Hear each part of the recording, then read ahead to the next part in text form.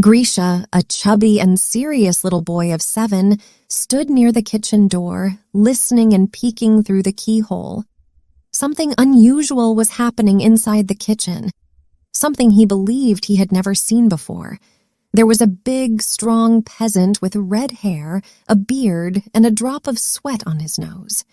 He wore a coat like a cabman and sat at the kitchen table where they cut meat and sliced onions. He balanced a saucer on his right hand and drank tea from it. He crunched on sugar so loudly that it made Grisha shiver. Aksiniya Stepanovna, the old nurse, sat on a dirty stool across from him, also drinking tea. Her face looked serious, but at the same time, it had a hint of triumph. Pelageya, the cook, was busy at the stove, trying to hide her face. Grisha noticed that her face was changing colors, from bright red to pale white. She moved around nervously, grumbling to herself and making noise, but she wasn't really doing anything. She didn't even look at the table where they were drinking tea. When the nurse offered the visitor some vodka, she had a sly smile on her face. "Go ahead, Danilo Semyonich," the nurse insisted kindly. "Why do you only drink tea? You should have a little vodka." She placed a bottle of vodka and a wine glass in front of the visitor, with a sly expression on her face. "I never drink." "No," said the cabman, politely declining. "Please don't insist, Aksiniya Stepanovna." "What a man! A cabman who doesn't drink," exclaimed the nurse. "Bachelors can't get by without drinking. Help yourself." The cabman looked at the bottle, then at the nurse's cunning expression, and his own face took on a sly look as if to say, "You won't fool me, you old witch." "I don't drink. Excuse me, it's not good for our profession. A person who works in a different trade can drink because they stay at home, but us cabmen are always in public view, right? If we go into a tavern, we might lose our horse. If we drink too much, it's even worse. Before we know it, we might fall asleep or slip off the carriage. That's how it is." "And how much money do you make in a day, Danilo Semyonich?" "It varies. Some days I earn 3 rubles from fares, and other days I come back to the yard without a penny. The days can be very different. Nowadays, our business is not doing well. There are many cabmen, as you know. Hay is expensive, and people nowadays prefer using trams. But still, thank God I have nothing to complain about. I have enough to eat and good clothes to wear, and if someone were interested, we could even provide well for another." The cabman glanced at Pelageya. "If they liked us." Grisha didn't hear what was said after that. His mother came to the door and sent him to the nursery to study his lessons. "Go and study your lesson. It's not your job to listen here." When Grisha arrived in the nursery, he placed My Own Book in front of him, but he couldn't focus on his reading. The things he had just seen and heard made him have many questions in his mind. "The cook is going to get married," he thought. "It's strange. I don't understand why people get married. Mama got married to Papa, and Cousin Verochka got married to Pavel Andreich. But maybe it's okay to get married to Papa and Pavel Andreich because they have fancy gold watch chains and nice suits and their boots are always shiny. But to marry that awful cab driver with a red nose and felt boots? Oh, and why does Nurse want poor Pelageya to get married?" When the visitor had left the kitchen, Pelageya appeared and started cleaning up. She was still upset. Her face was red and scared. She barely touched the floor with the broom and swept each corner 5 times. She stayed in the room where Mama was sitting for a long time. It was clear that she felt lonely and wanted to talk, to share her feelings with someone, to open up her heart. "He's gone," she muttered, realizing that Mama wouldn't start the conversation. "One can tell he's a good man," said Mama, not taking her eyes off her sewing. "Sober and reliable." "I declare I won't marry him, ma'am," Pelageya suddenly cried, turning bright red. "I declare I won't." Don't be silly. You're not a child. Getting married is a serious decision. You need to think it over carefully. Talking nonsense won't help. Do you like him? What an idea, ma'am, exclaimed Pelageya, embarrassed. People say such things that... My goodness. She should say she doesn't like him, Grisha thought. You're being pretentious. Do you like him? But he's old, ma'am. Think about something else, Nurse chimed in from the next room. He's not even 40 yet, and why do you need a young man? It's what's inside that matters. Marry him, and that's the end of it. I swear I won't, squealed Pelageya. You're talking nonsense. What sort of person do you want? Anyone else would be grateful to have him, and you say you won't marry him. You just want to keep flirting with the mailmen and tutors, that tutor who used to come for Grisha. She couldn't stop flirting with him. Oh, that shameless girl.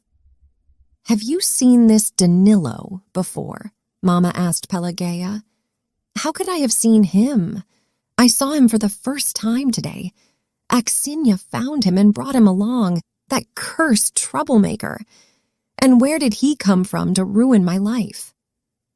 During dinner, when Pelageya was serving the dishes, everyone looked at her face and teased her about the cab driver. She turned red with fear and forced a giggle. Getting married must be embarrassing, thought Grisha. Really embarrassing. All the dishes were too salty and blood was dripping from the half-cooked chickens. To make things worse, plates and knives kept slipping from Pelageya's hands during dinner as if they were falling off a broken shelf. But no one blamed her, as they all understood how she was feeling. Only once, Papa angrily flicked his napkin and said to Mama, "Why do you want to get them all married? What does it have to do with you? Let them get married if they want to." After dinner, other cooks and maids from nearby came into the kitchen, and there were whispers that continued late into the evening. How they found out about the matchmaking, only God knows. When Grisha woke up in the night, he heard his nurse and the cook whispering in the nursery. Nurse was talking convincingly, while the cook alternated between sobbing and giggling. When Grisha fell asleep again, he dreamt of Pelageya being carried off by Chernamore and a witch. The next day was calm. Life in the kitchen carried on as usual, as if the cab driver didn't exist. Occasionally, Nurse would wear her new shawl, look serious and solemn, and leave for an hour or two, clearly going to negotiate something. Pelageya didn't see the cab driver, and whenever his name was mentioned, she flushed up and cried, "May he be cursed, as if I would think of him. Ew!" In the evening, Mama went into the kitchen while Nurse and Pelageya were busily chopping something, and she said, "You can marry him, of course. That's your decision. But I must tell you, Pelageya, he can't live here. I don't like having anyone sitting in the kitchen. Remember that. And I can't allow you to sleep out." "Goodness, what an idea, ma'am," the cook shrieked. "Why do you keep bringing him up? Curse him. He's such a trouble. Ugh." One Sunday morning, Grisha glanced into the kitchen and was amazed. It was packed with people, cooks from the whole courtyard, the porter, 2 policemen, a non-commissioned officer with good conduct stripes, and the boy, Filka. Filka usually played with the dogs near the laundry, but now he was cleaned up and held an icon in a shiny tinfoil frame. Pelageya stood in the middle of the kitchen wearing a new cotton dress with a flower on her head. Next to her stood the cab driver. The happy couple had red faces, were sweating, and blinked with embarrassment. "Well, I think it's time," said the non-commissioned officer after a long silence. Pelageya's face started moving all around, and she began to cry. The soldier took a big loaf of bread from the table, stood next to Nurse, and started giving blessings to the couple. The cab driver went to the soldier, kneeled down, and kissed his hand loudly. He did the same in front of Nurse. Pelageya followed him without thinking, and she also bowed down to the ground. Finally, the door opened, and a whiff of white mist came in as the whole group noisily left the kitchen and went into the yard. Poor thing, thought Grisha, hearing the cook sobbing. Where have they taken her? Why don't Papa and Mama protect her? After the wedding, there was singing and dancing in the laundry until late evening. Mama was upset the entire evening because Nurse smelled like vodka, and because of the wedding, there was nobody to heat the kettle. Pelageya hadn't returned by the time Grisha went to bed. The poor thing is crying somewhere in the dark, he thought, while the cabman is probably telling her to be quiet. The next morning, the cook was back in the kitchen. The cab driver came in for a moment. He thanked Mama and looked sternly at Pelageya, saying, "Will you take care of her, ma'am? Be like a father and mother to her. And you, Aksenya Stepanovna, don't leave her alone. Make sure everything is fine, without any foolishness. Also, ma'am, if you could kindly lend me 5 rubles from her wages. I need to buy a new horse collar." Grisha faced another problem. Pelageya was living freely, doing what she wanted and didn't have to answer to anyone for her actions. But suddenly, for no reason at all, a stranger appeared who somehow had control over her behavior and her things. Grisha felt upset. He longed to comfort this person who he thought was a victim of unfairness. He chose the biggest apple from the storage room, sneaked into the kitchen, put it in Pelageya's hand, and quickly ran away.